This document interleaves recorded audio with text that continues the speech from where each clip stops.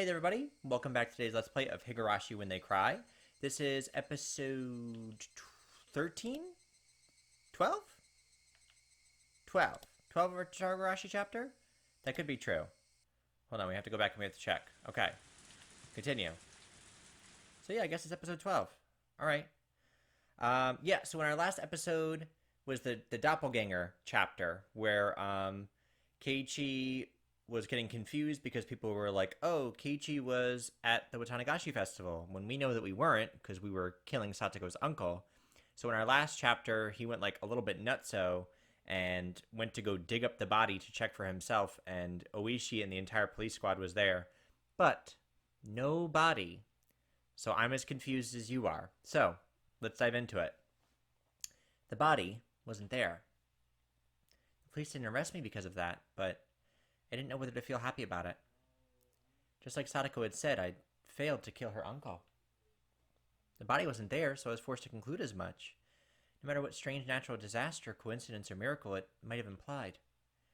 In order to free Sadako, I became a demon. And this abnormal world was my reward. Yes, metaphorically, I'd fallen into the demon world. But if that price had been in exchange for the life of Sadako's uncle, then that would have been fine. Since Sadako's uncle was still alive, still shackling her to him, I needed to become a demon once again. One more time. No, as many times as it took. I would kill that man over and over again until Sadako was liberated. So now, he failed to kill the uncle once, so now he's like, oh, I'm just going to go in and I'm going to do it again. Like he's learned nothing. I had already awoken. Looked at the clock to see that it was early in the morning at just about 5. It was already light outside. Once I'd hardened my resolve to become a demon again, I could feel my whole body teeming with the awakened power once more. Time wasn't an issue. No matter what, I'd do it. I got myself up. The exhaustion from the past 2 days was completely swept away, and I didn't even feel sleepy anymore either. I slowly rose and made sure the body was moving like I wanted to. I could feel blood flowing through each and every one of my fingers. As I got dressed, I let my mind wander and had a strange thought. These 2 days. Well, I've said it was for Sadako's sake. The only thing on my mind has been killing. I said it was for Sadako, but while actually carrying out the act, I had completely forgotten about Sadako, albeit only temporarily. So, we fantasized about killing Sadako's uncle, which we did, I guess. And then immediately afterwards, we ran into Takano, and then he was like, oh, I need to kill her too. So he's been like obsessed with committing these gruesome murders for like the last 2 days. He's had like a complete switch in character over like the last, I don't know, week's worth of time, whatever it is. He's been obsessed. Maybe initially it was for Sadako's sake, but now I was just a demon, killing for the sake of killing. And as a result, I'd sunk into a world fit for such a demon. Maybe it was the same for Satoshi. He resolved himself to kill his aunt to save Sadako, became a demon, then disappeared from the sunlight Hinamizawa, vanishing into the demon world. Which meant that after all was said and done, I'd met the same fate as him. I tried to avoid making the same mistakes, but it happened anyway. Which meant that maybe Satoshi was here. Satoshi had come to this world a year before me, so he would be here somewhere. Then, surprised, I stopped walking. There was the second set of footsteps I'd grown so used to hearing. お前、ひょっとして、I サトシ don't なの think か it's Satoshi, because Shion heard them too.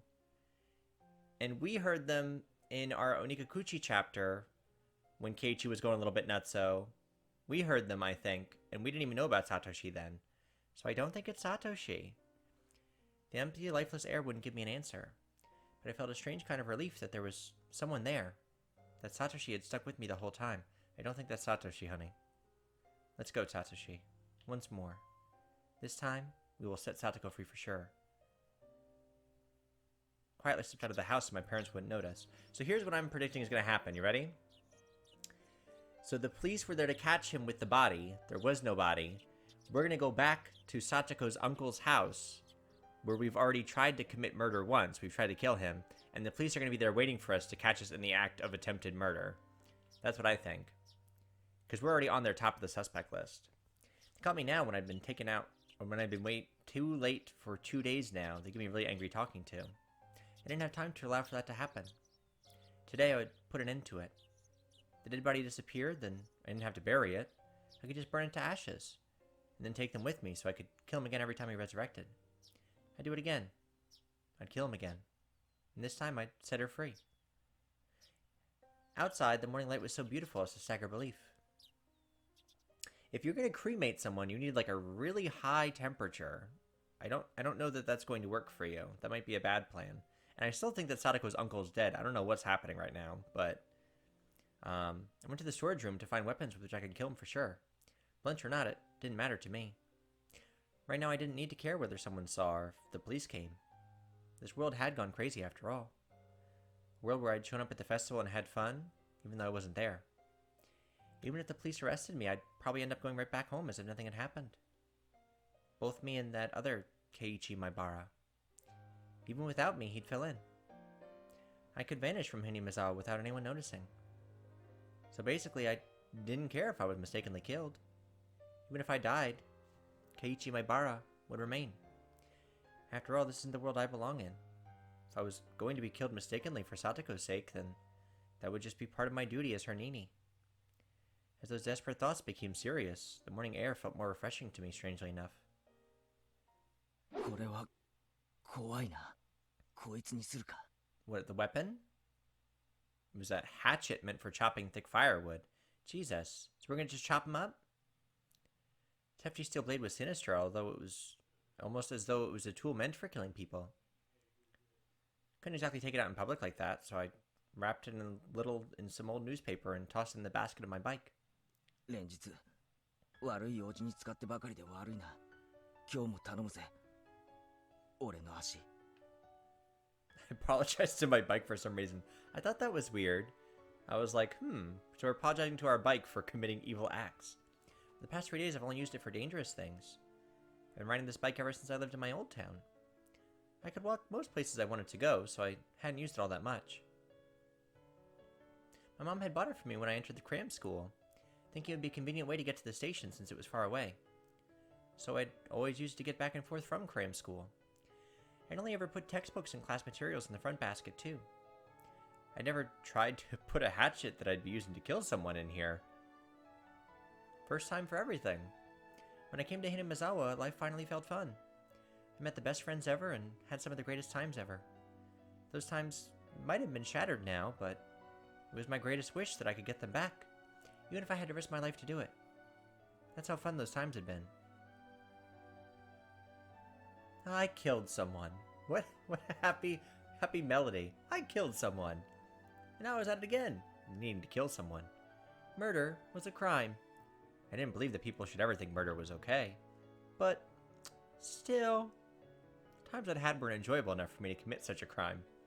My friends were irreplaceable, and the time spent with them was a treasure. Hanging out, laughing, sometimes tricking each other, but always in a friendly way. I didn't fear committing any crime as long as it was for the sake of taking back those times that gave my heart so much pleasure. Yes, this was a value I decided to uphold. It wasn't something I'd learned from as a school teacher. It was a noble path that I chose for myself. I thought back to when I first come to Hinamizawa. About how on the very first day Sadako had welcomed me via a blackboard eraser with a rock in it. That welcome really surprised the heck out of me. She would laugh, get angry, cry. She was never boring. She was obviously the most childlike one among us, but she was actually lively, full of vim and vigor, and good at meddling in other people's business. That went for Mion, Rena, and Rika-chan too. Wasn't Sadako the one at the center of everyone's laughing and banter? Sadako would try to look cool. And Mion would make fun of her endlessly.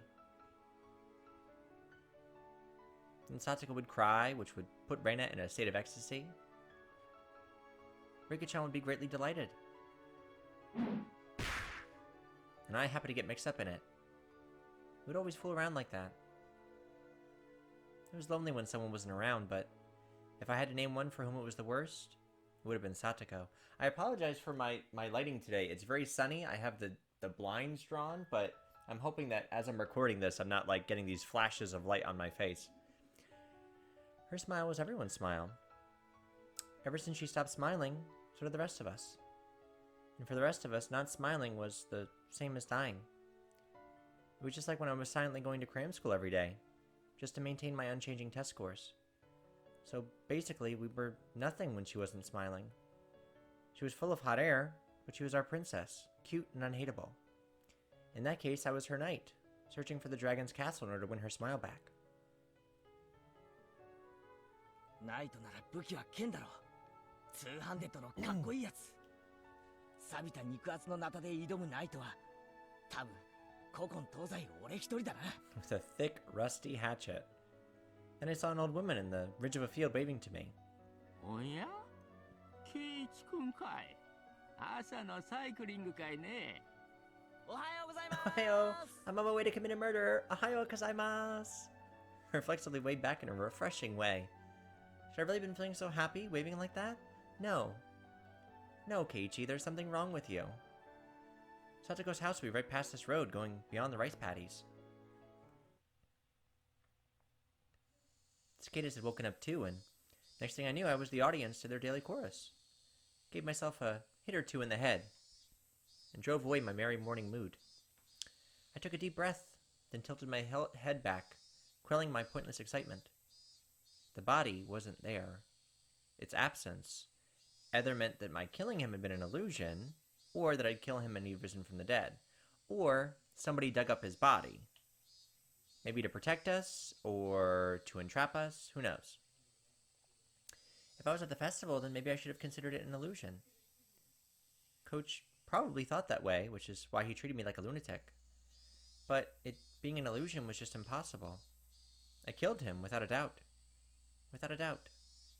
If that had been an illusion, then that would make all of this Hinamizawa was in right now an illusion. If that was the case, then here's how it would end up.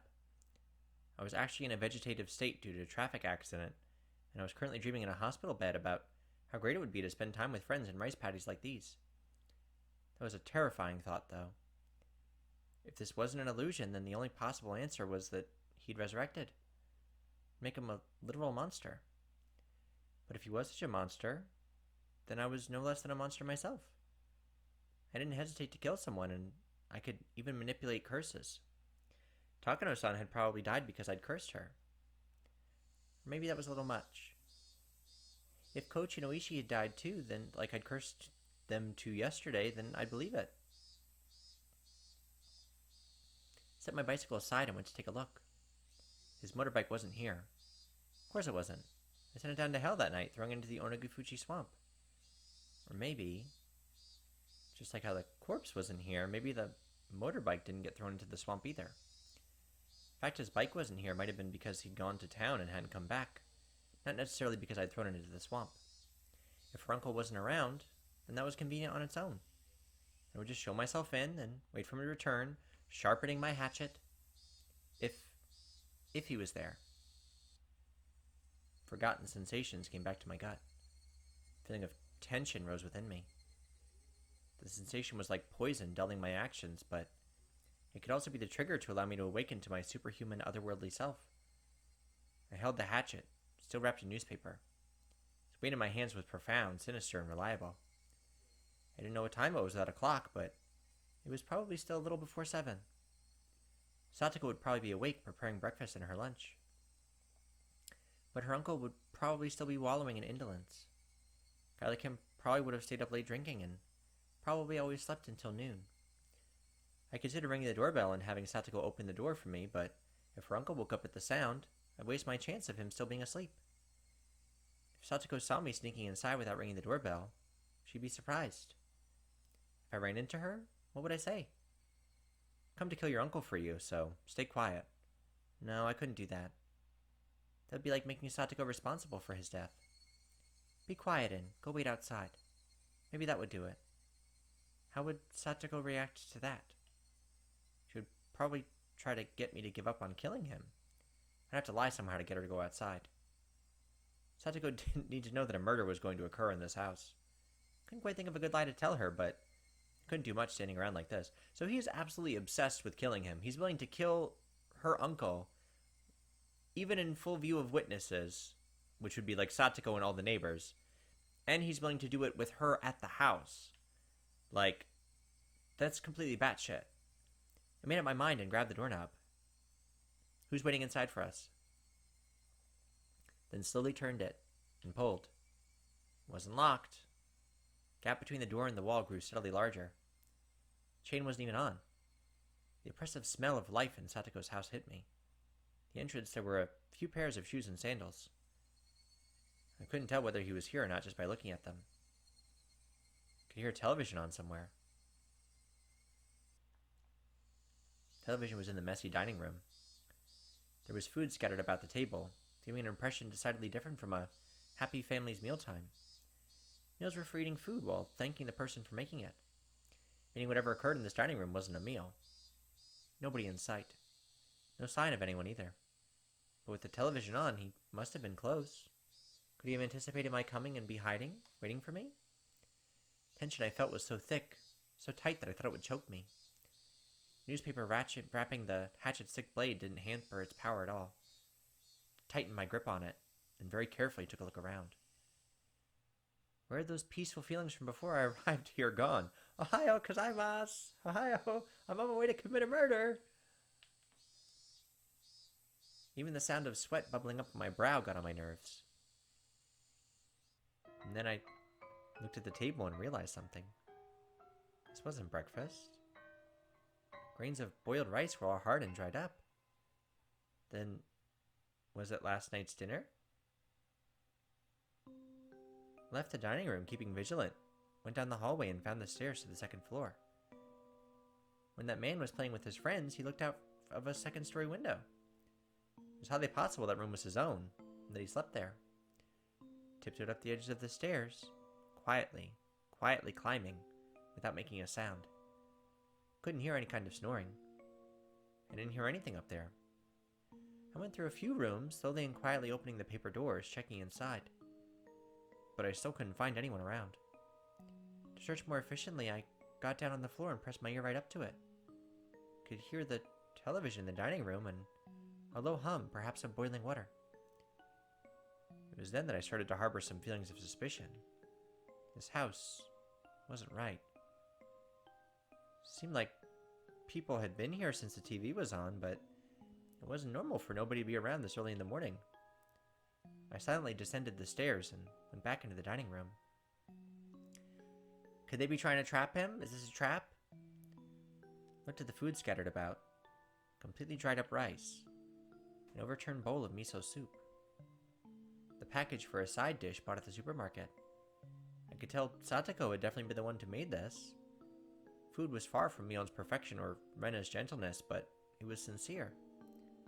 Judging by how she cooked for me at my house, and from the type and amount of side dishes, I deduced the meal was from last night. The number stamped into the food package read 830620, so June 20th, 1983. Yeah, that was yesterday.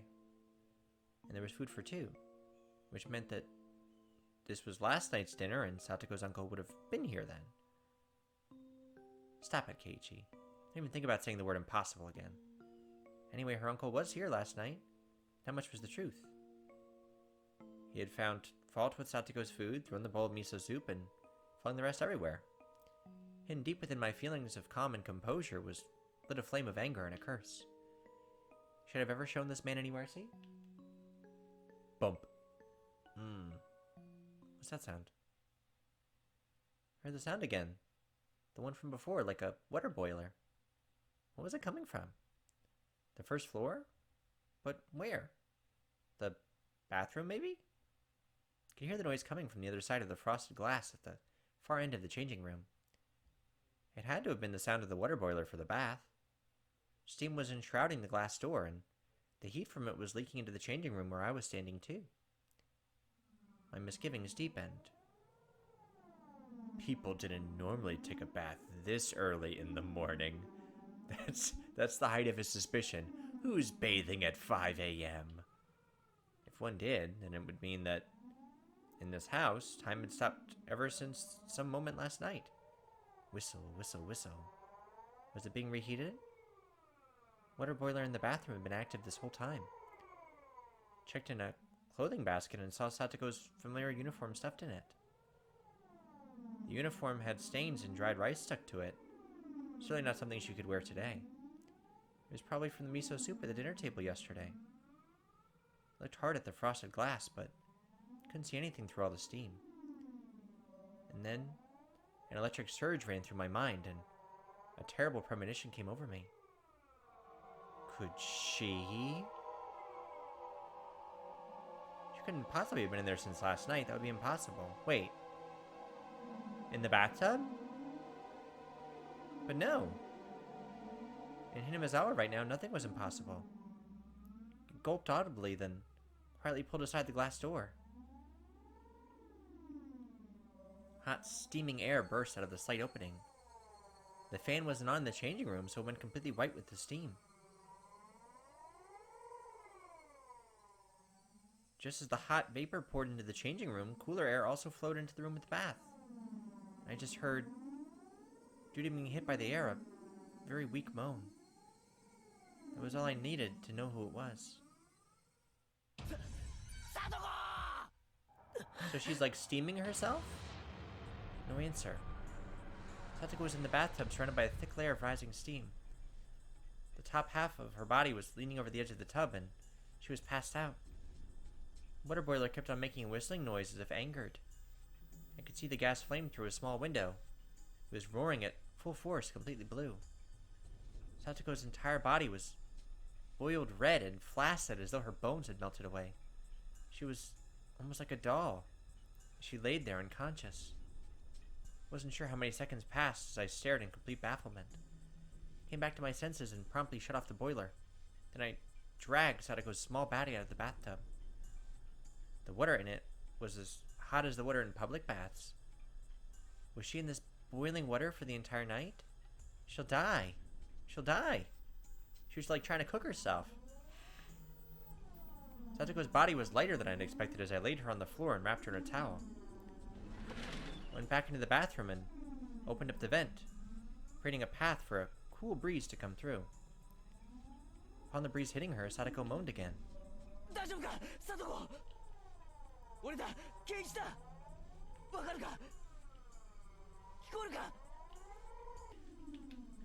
Satoko recognized me and muttered a response, but couldn't really tell what she was saying. Her eyes were muddy and unfocused. You could tell she wasn't completely conscious. Upon closer inspection, her limbs and waist were twitching slightly. This was way worse than normal overheating. This was dangerous. Didn't they call this heat stroke? Think. What would the teacher do if a girl passed out in the middle of summer during a marathon in gym class or something? We would give her, like, cool water. We would put, like, cool towels on her or something. Get her out of that bathroom. And the water faucet in the kitchen all the way on and soaked a towel in it. And took the cold towel and pressed it to Satoko's forehead. Satoko reacted harshly to the coldness and let out a muffled voice. For burns, right. We took the burn spot under running water. Then, could I run cold water in the shower and cool her off like that? No, if it was that sudden, it wouldn't be good for her heart and she'd go into shock. I think I read that once before. This is about as much nursing as I could possibly give her. Anything more than this would be too much for the likes of an amateur. Well, we could call Dr. Irie, but then he's gonna throw us in the nut house, right?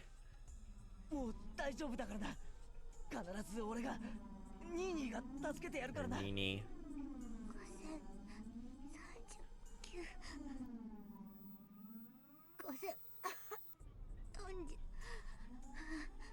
Why is she counting? What's Satoko reciting under her breath? Is she like counting the seconds?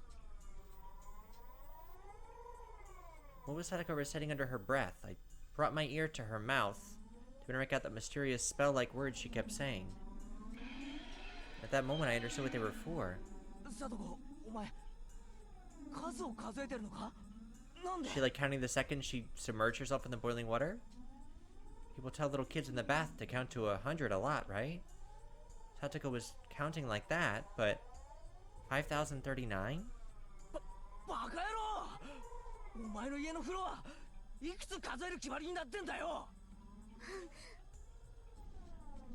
She wanted to count to 10,000? Doubted my ears and doubted her common sense. 10,000?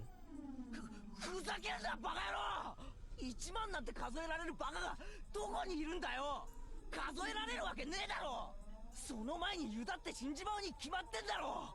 どうしてこんなことに。 Did her uncle tell her to count to 10,000? Last night, her uncle flew into a rage at the dinner she'd made, saying it stunk and was inedible. Satoko didn't understand what on earth he meant. Wasn't much different than what she usually made for him. Maybe he hated the smell of the pickled vegetables she'd bought in particular. Her uncle then decided the stink was originating from Satoko and shouted at her that she never ever took baths. And then he put Satoko in the boiling water and told her not to come out until she counted to 10,000?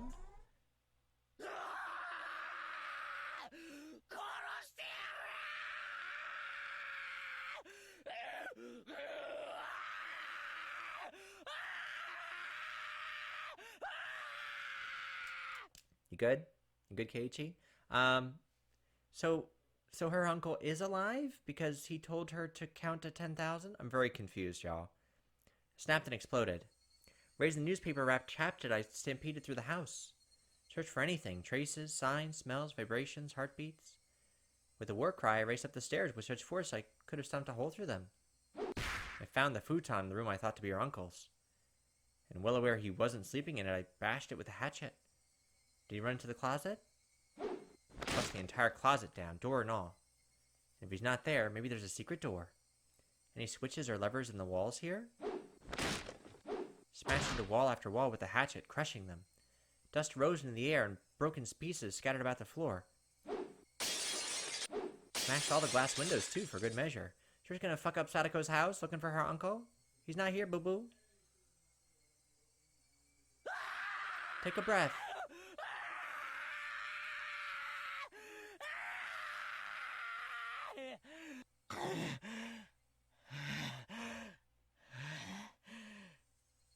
You good? After I destroyed everything beyond recognition in her uncle's room, my reason finally kicked in and suppressed my emotions. Yeah, Satoko is still in a great deal of pain downstairs. Let's go deal with that. Anyway, her uncle wasn't in the house right now. I have to leave killing him until later. Right now, I had to do something about Satoko. Went back to the changing room. Satoko was still lying limp on the floor. There's nothing more an amateur like me could do for her. Needed to take her to the clinic. Coach had treated me like a lunatic yesterday and tried to lock me up in a mental hospital. Never wanted to see his damn face again, but I still needed to go to the infirmary one more time. Needed to have a doctor look at Satoko. I thought about putting her in the dirty uniform lying in the laundry basket, but I had no experience dressing someone, so it would be pretty difficult. Shit. I don't have time to be wasting here. I eventually gave up on clothing her and decided to carry her in her bath towel. The clinic was close to Sadako's house. It'd be way faster to carry her there than to call 119 and get an ambulance. Threw the biggest towel I could find over her and prompted her to stand. 立てるか。俺が診療所までおぶって行ってやるから。ありがとう。ですわ。Words sounded clearer than before.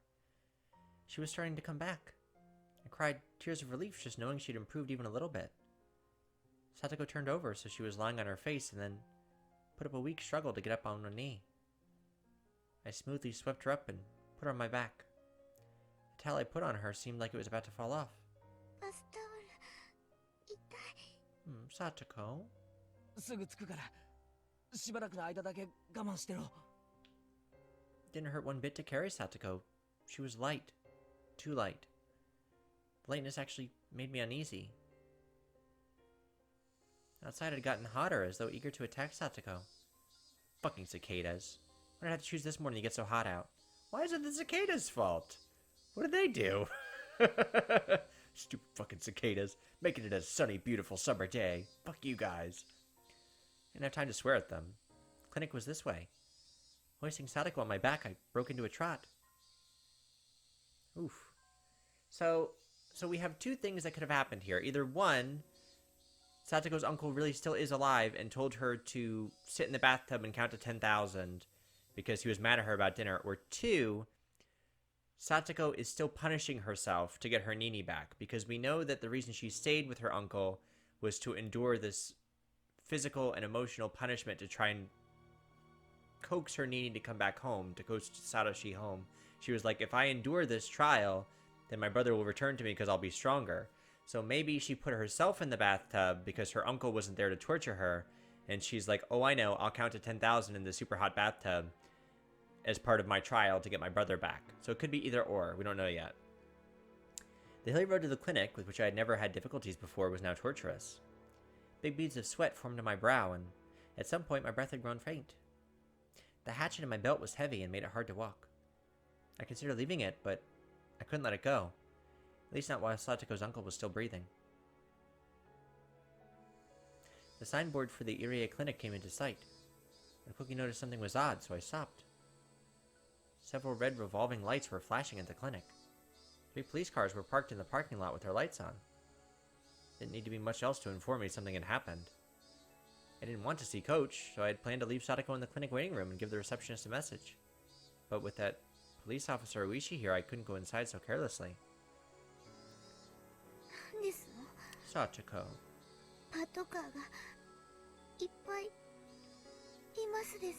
I gently put Sadako down in the shade of the thicket. わからない。様子を見てくるから、しばらくここにいろ。レディをバスタオル1枚でこんなとこに置いてくなんてなってませんわね。Well, I don't want to go marching you around naked in front of the police officers. I'm sorry. それだけ悪態がつけりゃ大丈夫だ。Be right back, I added, getting to my feet. Cautious of my surroundings, I hid myself behind a car and got closer to the officers grouped at the clinic's entrance. I overheard an officer wearing a necktie, probably their leader, and a white-robed doctor having a discussion about something. Doctor didn't seem to be Coach. One of those who Coach told me to make the tea yesterday. じゃあつまり最初に見つけたのは朝当番のあなただったと。それでどんな感じだったんです？事務室の所長席のソファーに座って居眠りをしているように見えました。で、机の上に水差しと空き瓶になった睡眠薬があったんで、あなたはすぐに睡眠薬で自殺したんだと考えたと。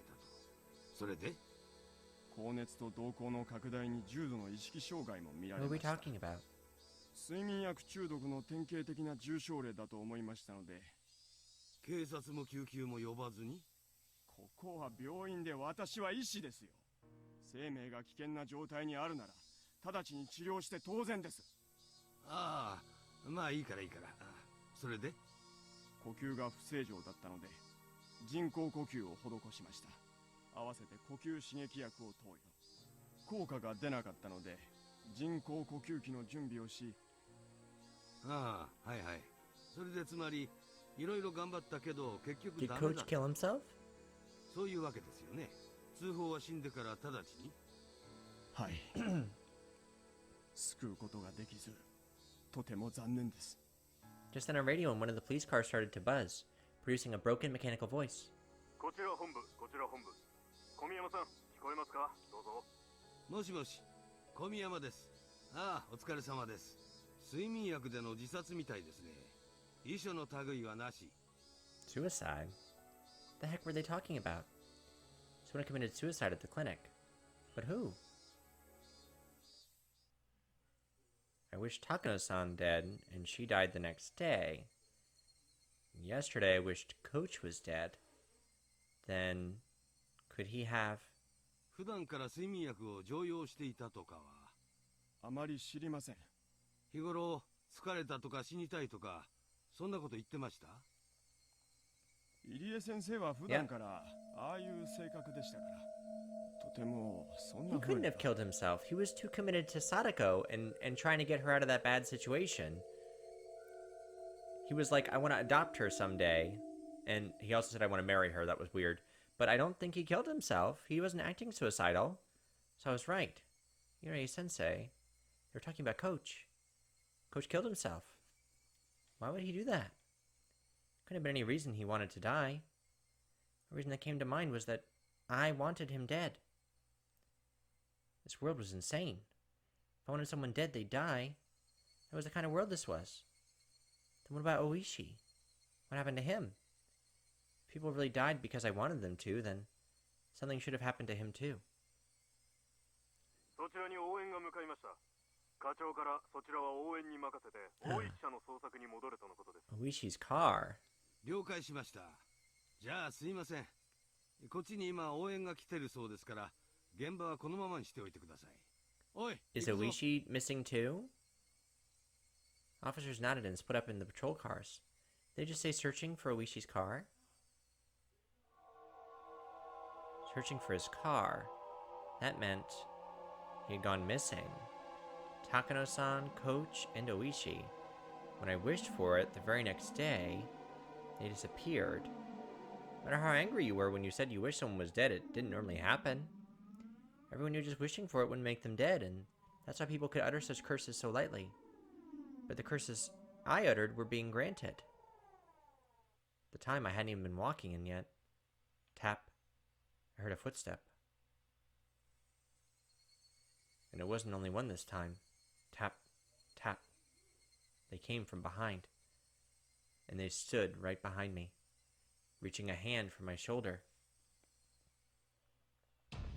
一体何事なんですの？ It's just Satoko, honey. サトコか。脅かすなよ。驚いたのはこっちでしてよ。いきなり大声を出さないでくださいまし。 Well, what are we gonna do with her now? Because Coach is dead. Satoko. Her eyes were still unstable and focused, but she seemed able to at least walk on her own now. Looked far better now compared to her earlier exhausted state. 具合はどうなんだ？もう大丈夫なのか？まだ頭が痛いですけど、いつまでもこんな格好で表にいられませんもの。Gave a smile, a show of courage, but her legs were still shaky. それより、これは一体何事なんですの？ I don't think we should tell her about Coach. 今、警察が話してるのを聞いてた限りじゃ。She and Coach were very close. 監督が自殺したらしい。 Break that to her gently. Way to be delicate about it, idiot. Satoko was at a loss for words. Her face grew paler and paler, and I could tell she was doubting her own ears. ケイチさん、それ、本当ですの？何かの聞き間違いじゃないんですの？確かにそう聞いたよ。入江先生が睡眠薬で自殺したって。 Satoko went down on her knees and broke out in tears. Like we couldn't have just made up like a white lie or something? 嘘ですわ。 Like, somebody died at the clinic, somebody killed themselves, let's get out of here, let's go back home. 監督が自殺なんて、そんなの絶対に。 We're really terrible, Nini. Pretty awful. As I watched Sadako crying and clawing at the grass, I felt myself trapped by guilt and remorse. I got so angry that Coach was treating me like a madman yesterday, that he'd betrayed me, that I thought he'd be better off dead. But even Coach, who to me deserved to die, still must have had people who loved and respected him, like Satoko here. In my selfish, egotistical anger, I wished for his death and it was granted. And now Satoko was crying hysterically as a result. The guilt tore at my heart. I worked myself up to murder for Satoko's sake. I decided I wanted Satoko to be happy, but was that really all it took? Murder meant taking someone's life. It meant making everyone attached to that person sad. In Satoko's uncle's case, of course, nobody would be sad, so I didn't feel a sense of guilt at all. But Coach's death was different. I had wanted to make Satoko happy, and that had resulted in me inflicting a deep sadness upon her, hadn't it? But Coach had killed himself. It wasn't my... So we're obviously not really granting curses, so something else happened. Satoko still hadn't stopped crying, but she seemed to be a little calmer now. Wiping her tears, she stood up. すまない。 The only thing I could think of to say to her was an apology. どうして謝ります Because we shouldn't have told you that, honey. 俺、昨日監督と喧嘩して、お前なんか死んじまえって呪ったんだ。呪ったから本当に死んじゃって。 Satoko looked at me dubiously for a few moments. Eventually her expression softened as she interpreted my words in her own way. のせいではありませんわ。監督も大人ですもの。自分の命を捨てるに値する都合があって悩んだ末に選んだんですもの。誰のせいでもありませんわ。 She smiled a little, trying to comfort me. いつまでもこのままでいたくありませんわ。服が欲しい。いいのかよ。診療所に行って見てもらった方が。服を着てから見てもらっても別に死にはしま I せ guess んわ。 that's fair. Satoko readjusted her bath towel and started back along the path. Her stride was wobbly and didn't look like she'd recovered as much as she let on. First, Sadako tried to go back home, but it was the time of morning when people were going to school and to work. So after seeing people walking around, she thought better of it. Must have been pretty embarrassed wearing only the towel. 理科のうちに行きますわよ。私の服あるはどうしたんですの、ケイイチさん。 Sadako noticed how I was hanging my head and spoke to me. 監督はああ見えても大人ですのよ。ケイイチさんと喧嘩したくらいで自殺するような人ではありませんわ。自分を責めるのをおやしなさいませ。 Yeah, I don't think that we had anything to do with his death, but something happened between the fight we had with him and now, because I don't think he killed himself. First I thought it was a coincidence, but with 3 people now, I couldn't discard the possibility. There's no such thing as impossible in this world. この数日おかしいんだ。何がですの。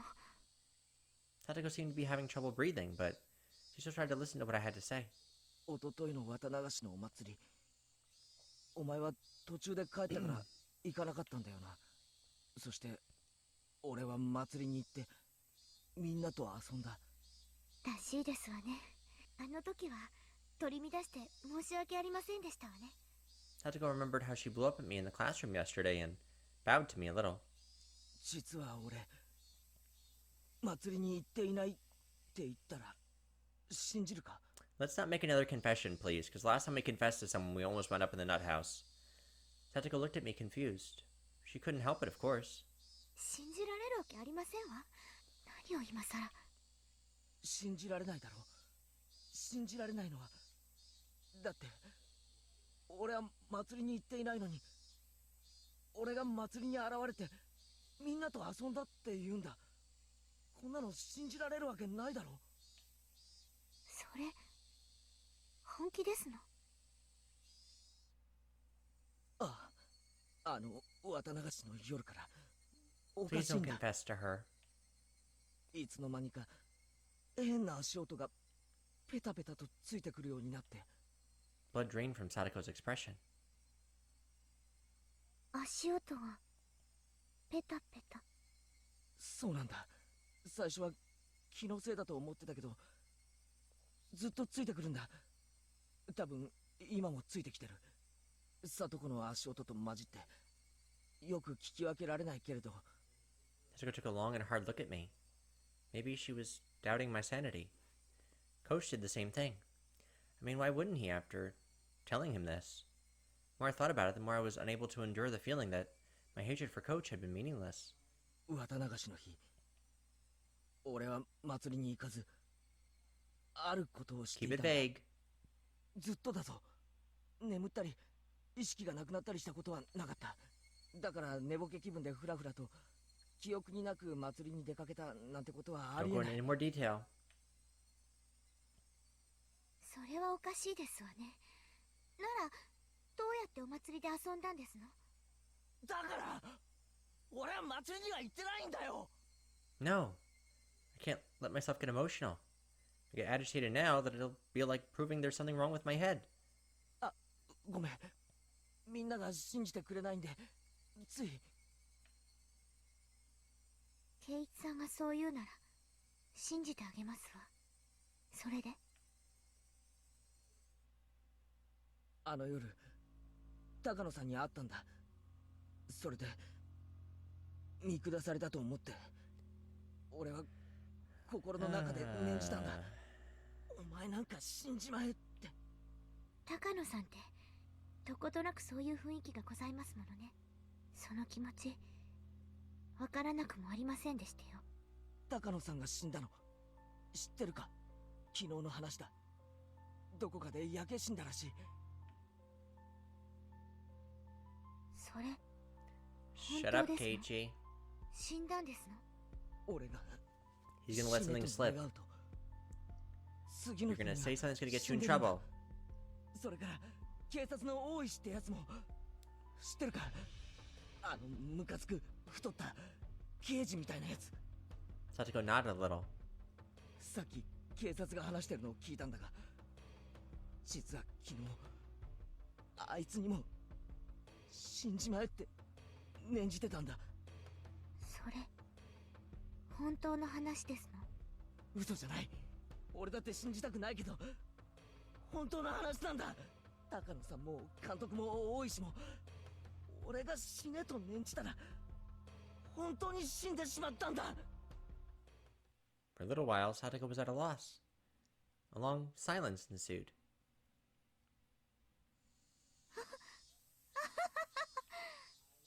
それは怖い話ですわね。圭一さんにせめて嫌われないように気をつけませんと。それだけじゃない。もっとおかしいこと Shut も up, あるんだ。 Keiichi. それはお前のおじなんだ。 My god. This boy. おじさまの話はやめてくだ Boy. さいましな。 Shut up. 昨日いたんだろお前の家に。あの人の話はやめてくださいます。嫌なんですの。ありえないんだ。あいつが Shut up. Oh my god. やめてって言ってま Satoko した said よ。 stop. Shut up. あの男が綿流しの夜以降いたってだってあの男のことはもう嫌なんですの。俺が殺したんだこの手で。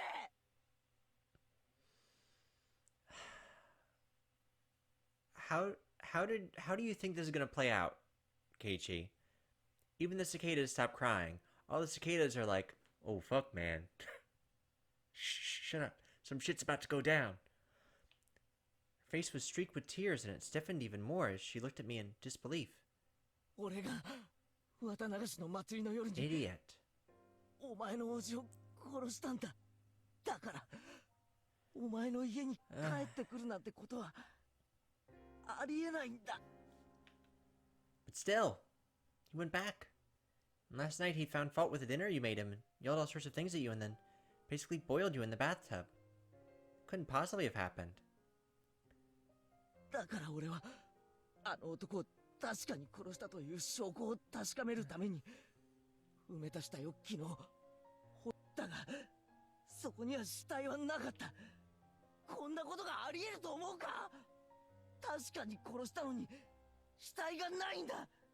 そして何事もなかったかのように帰宅してお前の前にこんなことがあっていいはずないだろう。 Tatoko's entire body stiffened. She was shrinking away, like there was something in front of her about to hurt her. お前も俺のこと頭が変になったって思ってるん She だろう probably な。 thinks you're a freaking murderer.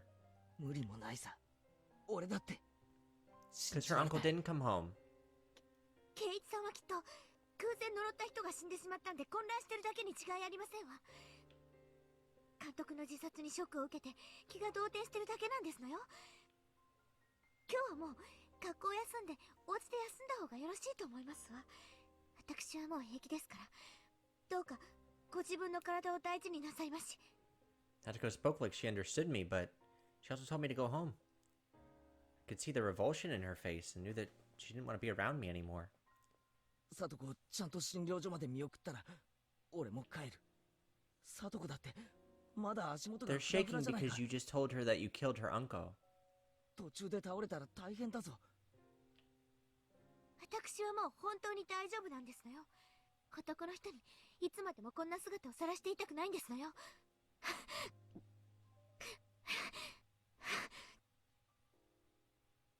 Wobbled up the shrine steps, looking like she was about to fall.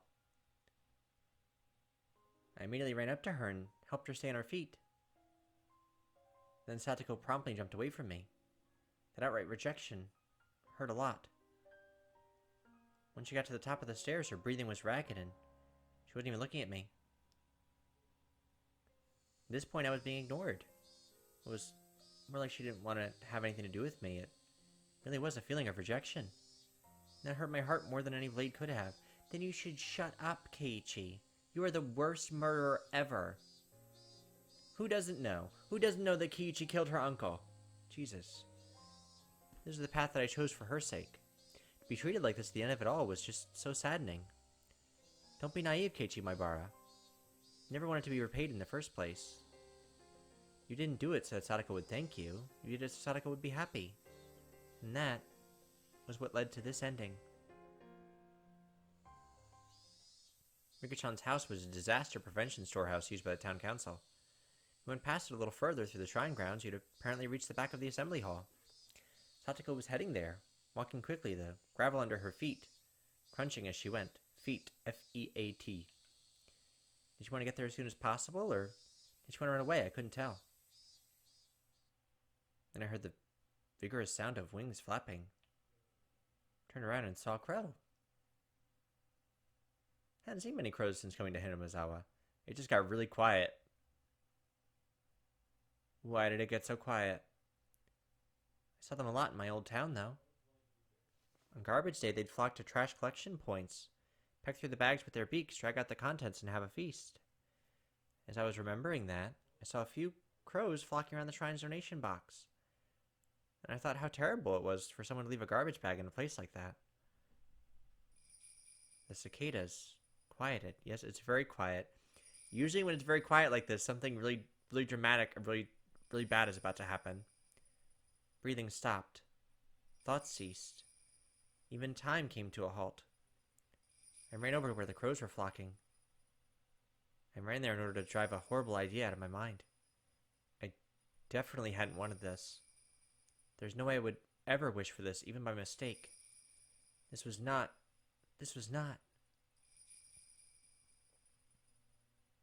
Is that Rika? They noticed my vicious approach. The crows all flapped upwards, fleeing into the sky. And the crows' big black bodies flew away and exposed the garbage bag.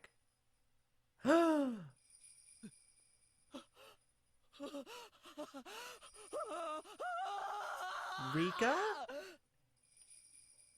What had I seen there? The scream had escaped from my throat before I understood what I was looking at. So Rika's dead? Wait, the curse is only supposed to take 2 people every year. One person's supposed to die and one person's supposed to disappear. Why are all these people dying? Why my Rika, though? What was this? Oh no, Satoko, no. Satoko came over as well, realizing something had happened. Get her out of there. Get her away. She looked over my shoulder, then she screamed as well. This wasn't... Garbage bag was crimson, dyed in fresh blood. Enough of this stupid roundabout way of saying it. It's right, yes. It was Rika-chan. Our friend, Satoko's best friend. Always easygoing, clever as a cat, but... That sound, though. But so cute you couldn't hate her, our friend Rika-chan. She was... Rika-chan was stark naked. She was face up, limbs sprawled. Her eyes were like glass, just staring up into the sky. And... Rika!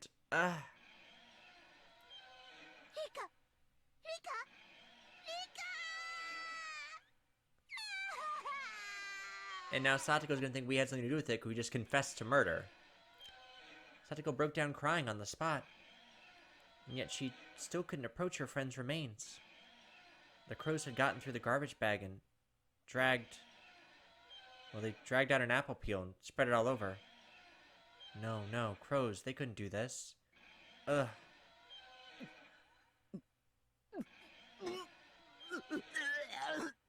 On the spot, I started vomiting. Sour taste became a bitter one as I threw up over and over again. Rika-chan, she...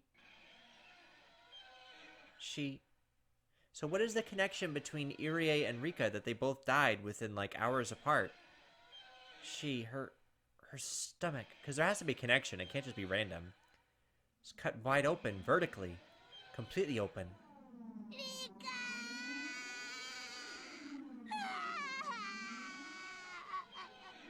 Crows. Crows couldn't have done this. From her open stomach, her organs, her... Jesus Christ! This is a little girl! Her organs, her bowels were dragged out like children's toys left all over the floor. Oh, Jesus. Unbelievable sight induced oxygen deprivation in my brain. Color left my vision, a pounding headache, dizzy, and I wanted to vomit. It was like the nightmarish remains of a ceremonial killing. Someone somewhere had killed Rika-chan, brought her here, laid her here with her limbs sprawled out, and then cut open her stomach and dragged out her intestines. Red and pink viscera were sticking out of her gut, and her intestines were scattered in every direction like it had been for fun. The entire ground was covered in an ocean of red and black. A few of the crows had hopped around inside that ocean, walked through the sea of blood, leaving bloody footprints. And those footprints, there were several still left on Rika-chan's body. The sinister prints made it seem like even more bizarre ritual killing. They may have wished for Takano-san and Coach and Oishi to die, but I didn't remember ever wishing for Rika-chan's death.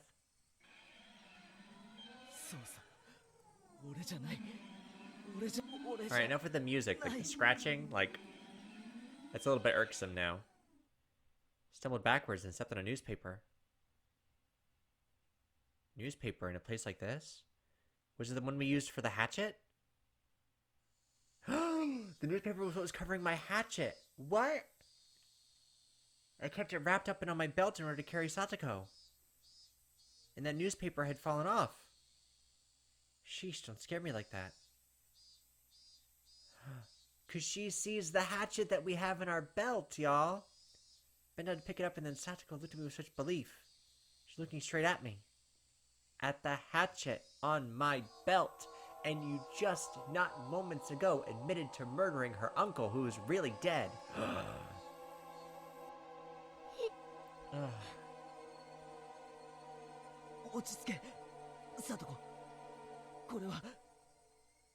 No, I was carrying this hatchet to kill your uncle, who's dead, but I didn't think was really dead, so I was coming back to your house to kill him while you were in the bath.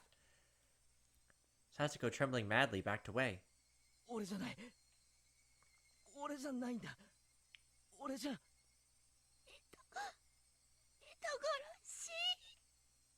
Didn't care at all that she was exposing herself through her towel. She just trembled and tried to step back from the demon in front of her. I can't believe they killed my Rika. In such a gruesome way.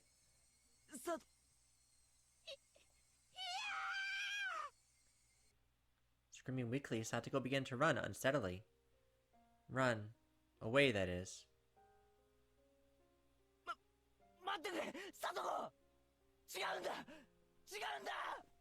The way she ran away, it was so weak, so slow. So if I wanted to go after her, I could have caught up. If I tried to grab Satoko's shoulder or something right now, she might actually go crazy. So I had to follow her and try to clear this up. With the hatchet on my belt, let me just chase this naked girl through the woods. Wait, I'm not a killer. This hatchet was for your uncle, not for our friend. Oh my god. He's the worst. The worst.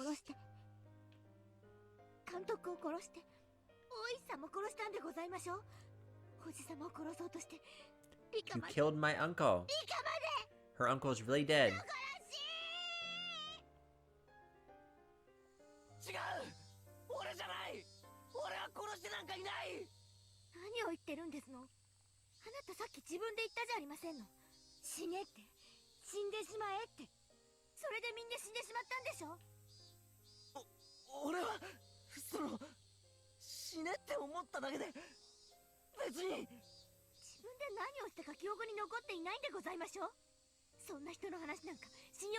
You can't.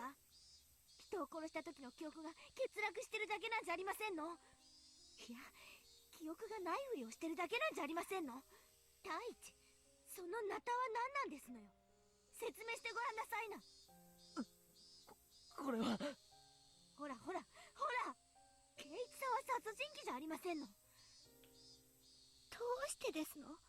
ちょっと意地悪だったけど楽しくて優しい、一度は本当のニーニーかもしれないとまで思ったの We're に、 really bad, Nini. どうしてそんな風になってしまったんですの？ I might have been able to slowly answer each one of Satoko's questions at a time, but in this situation, explaining my innocence in such a short period of time was impossible. And I didn't even know if I was really innocent anyway. At the very least, I killed Satoko's uncle. She said it. She said he was dead. You killed him. He's really dead. There's no body, but I killed him. Without a doubt. At that point, I was far from innocent. And I wished Takano-san, Coach, and Oishi were dead, and that curse of mine was granted. When I wished for Takano-san to die, I didn't think of it as anything more than a normal thing you'd say to someone you didn't like. But then she actually did die, and I realized that if I wanted people to die, they would. And hoping it would happen again, I cursed Coach and Oishi to the same fate. So even ignoring Takano-san's death, Coach's and Oishi's were completely premeditated crimes. Was I a killer, just like Sadako said? Was I unable to distinguish between illusion and reality and turned into a demon without remembering it, becoming a killer who carried out Oyashiro-sama's curse? No, that couldn't be. It was impossible. Ah, damn it. The very word impossible was impossible in Hinamizawa right now. How many freaking times have I said that word these past 3 days? Satoko had started crying again and was walking unsteadily. At first I felt like she was running, but now it was like she was walking away crying from someone bullying her. どうしてこんなことになってしまったんですの？どうして There was an answer to that, then I wanted to know it too. Why? Why had it turned out like this? ニーニーがいなくなってずっと寂しかったけど、圭一さんが転校してきてくれて、またみんな明るくなって楽しくなって、毎日が We're a really shit Nini. Yeah, she was right. Those days were bright and beautiful. And yet, after that, Sadako and I shouted the exact same thing. どうしてこんなことに。 Cicadas were sneering at the spectacle, our strange game of tag. Ah, shut up, shut up, shut up. Eventually I heard the murmuring of a stream. Forest parted and a suspension bridge appeared. Satoko was crossing, dangerously wobbling as though she might fall at any moment. When I stepped onto the bridge, it swayed a lot, causing Satoko to stagger and fall on the spot. 大丈夫か、サトコ。近寄らないで。この人殺し。 Satoko shouted, her hatred made very clear. It was sad. If words could cut them, this warmth flowing through my eyes would have been blood for sure. どうしてこうなってしまったんですの？ケンイチさんのこと I know, we suck. I'm sorry. 大好きだったのに。 Wanted to go up to her and give her a hand, but the distance between us was uncrossable. If I got any closer, Sadako would start shouting again, say things that would hurt me deeply again. So I couldn't approach any closer than this. サトコ、俺にもなんでこうなったかわからないんだ。でもこれだけは言える。リカちゃんを殺したのは俺じゃないんだ。それだけは絶対に。 Well, how is she gonna believe you now? You're the only confessed murderer that she knows.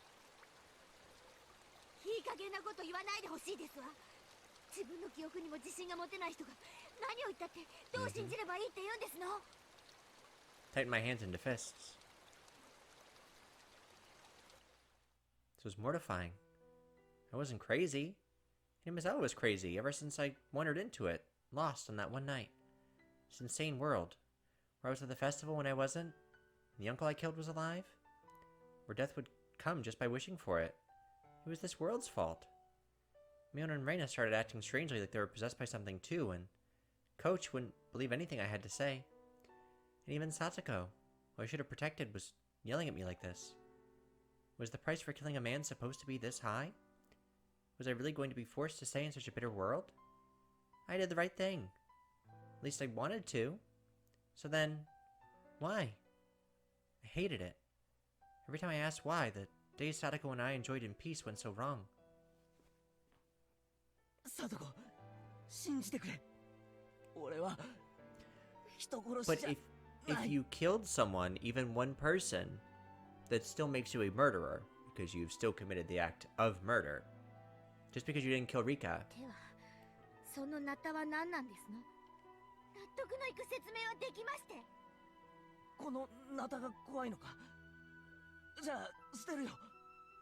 それなら安心だろ。 Natsuko didn't nod, but she seemed to be in agreement with that proposition. I clumsily took the hatchet out of my belt and dropped it over the side of the bridge into the stream below. 捨てたぞ。これで話を聞いてくれるな。武器を捨てたぐらいで気を許すと思いまして。圭一さんほどの方なら私を素手で絞め殺すなんて簡単でしょうに。 Hell, I would ever want to kill Sadako. You idiot. じゃあどうしたらいい？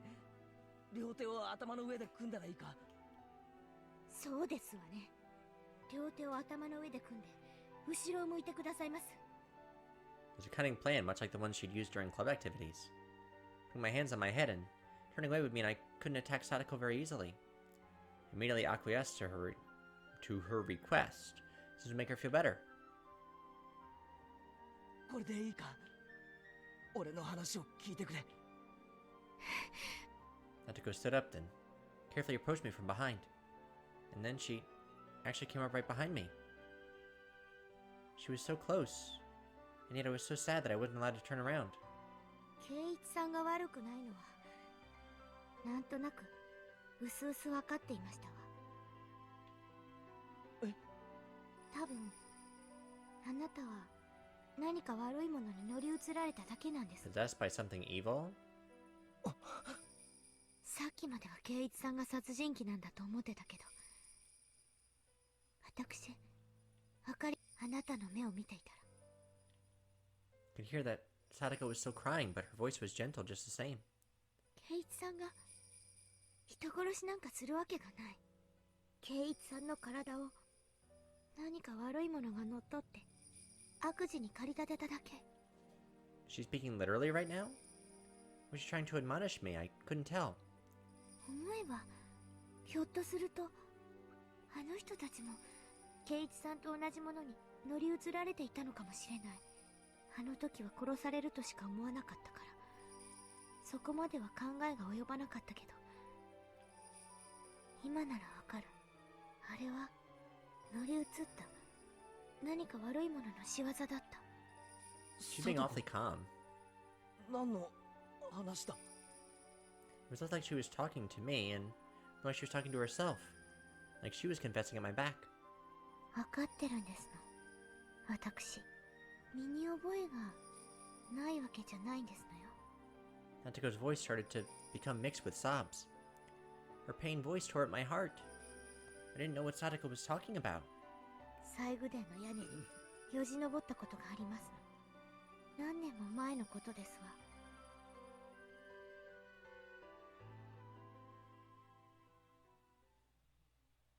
Oh, the Forbidden Storehouse?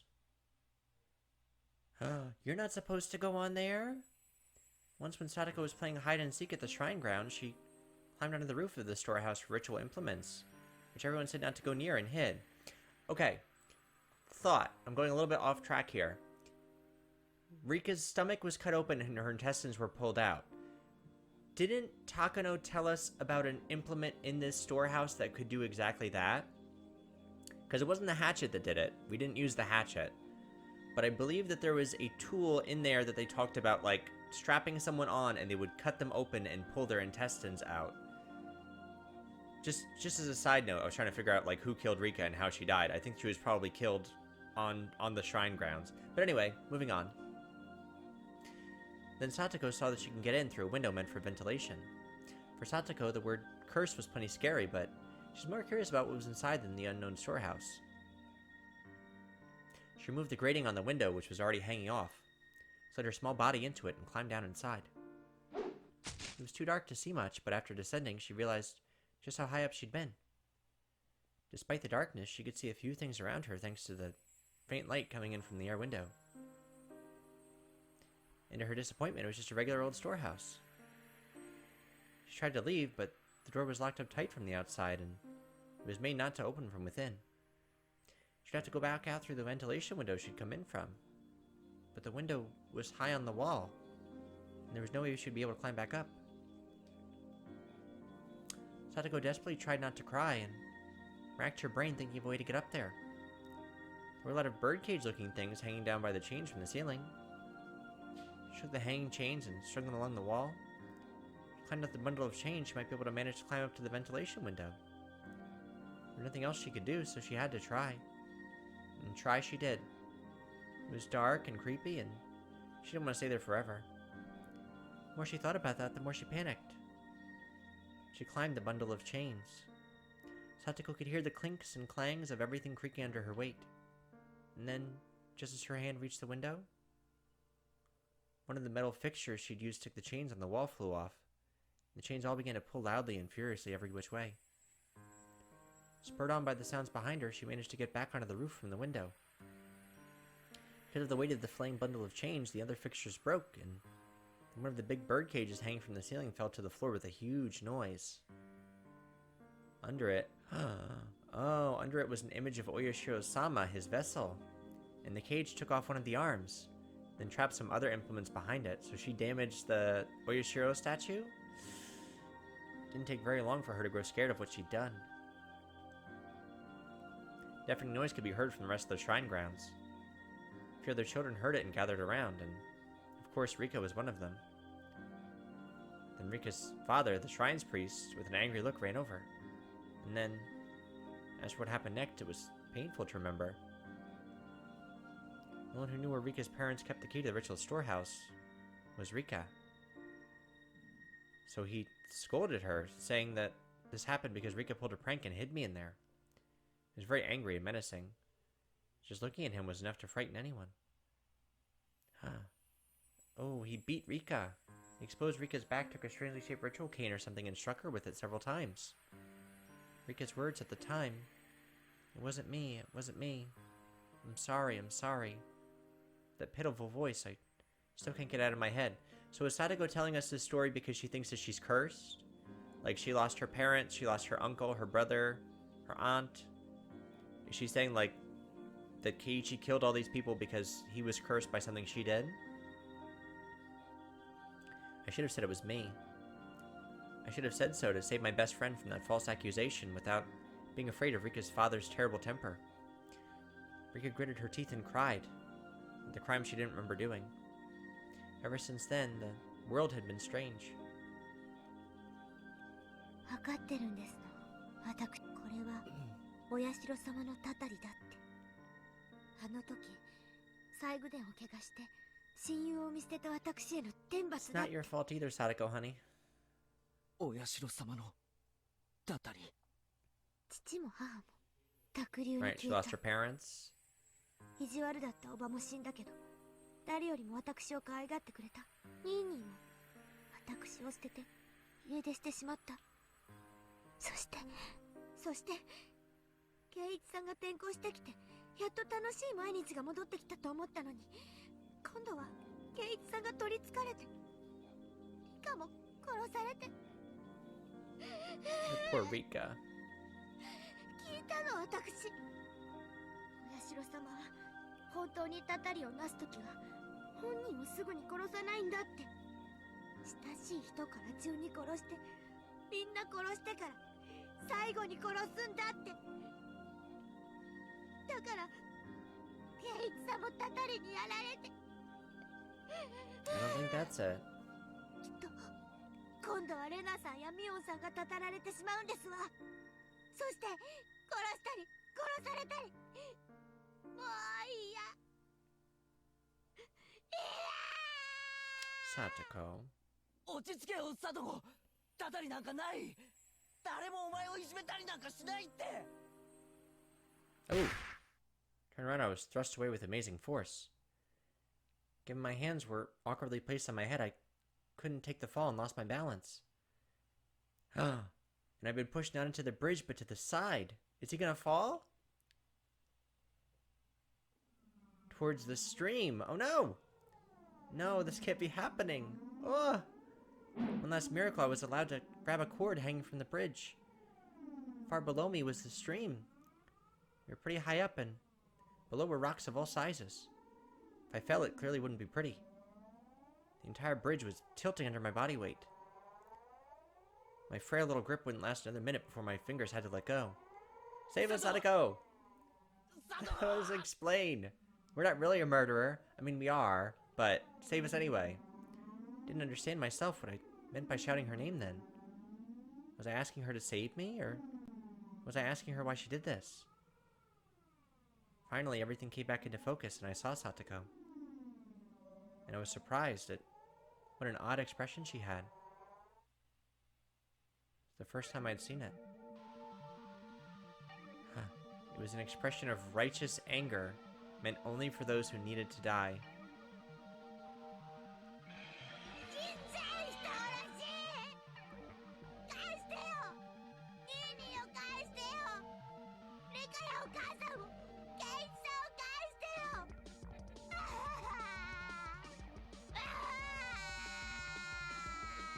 She is pissed.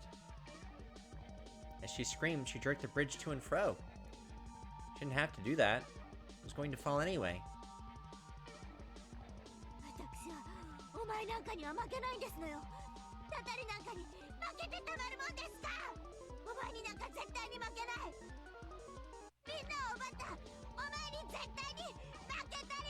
This is like some frantic boss battle music. I don't know what my face looked like at the time, but it seemed like it was enough to quell Sadako's agitation.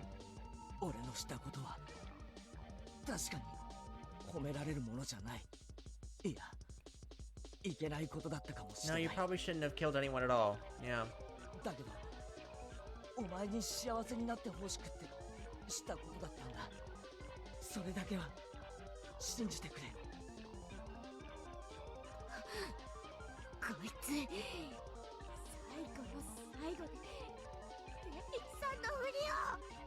So she's kind of lost it too.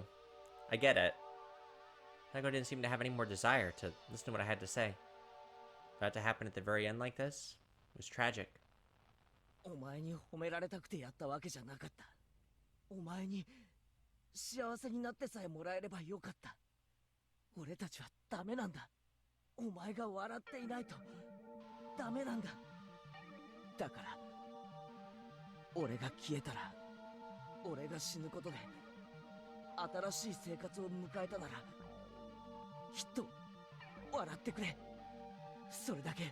Oh my god, just let go. Just let go. Yeah. Yeah, Sadako's like, shut up and die. You're a murderer.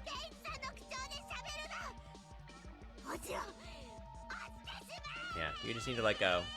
We're not reasoning with her, we're not getting up back on this bridge. Just let go.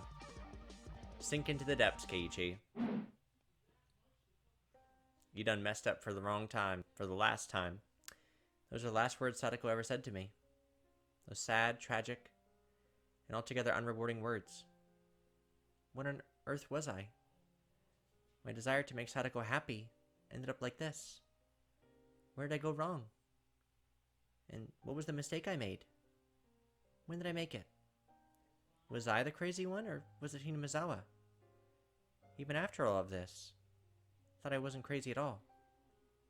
It was this eerie world that was crazy, this world I'd actually wandered into that one night. Because that fun world where I never doubted all the crazy times we had as a club would go on forever. Couldn't possibly have transformed into such an abnormal world. That fun world wouldn't have ever ended like this, with Sadako pushing me to my death. In the end, I was going to be swallowed up by this crazy world and disappear.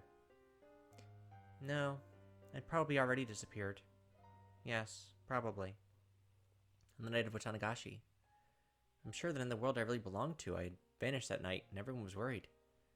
It was laughable that I had taken this long to figure out that I wasn't around anymore. Oishiro-sama's curse on the 5th year was Satoko's uncle dying and me disappearing. In the real world, Sadako had already been freed. Maybe my friends were all lamenting my disappearance and valiantly trying to get back on their feet. Even though they were down to 4 people, the club would reopen. They would have a good time without me, waiting for the day when I would come back. I'm sorry, everyone. Well, oh, he's saying 4 people, so Mion, Rena, Satoko, and fake Keiichi, the other doppelganger Keiichi, I guess. 'Cause I was going to say Rika's dead, so it's not Rika. Sorry, everyone, I couldn't come back home. But this is what I wished for. This is my wish for Satoko's smile and my duty as her Nini. At this point, there will be nobody left to torture you. Because Satoshi and I, it took 2 years, but we succeeded. That annoying toothy smile of yours, we wanted to see it one more time.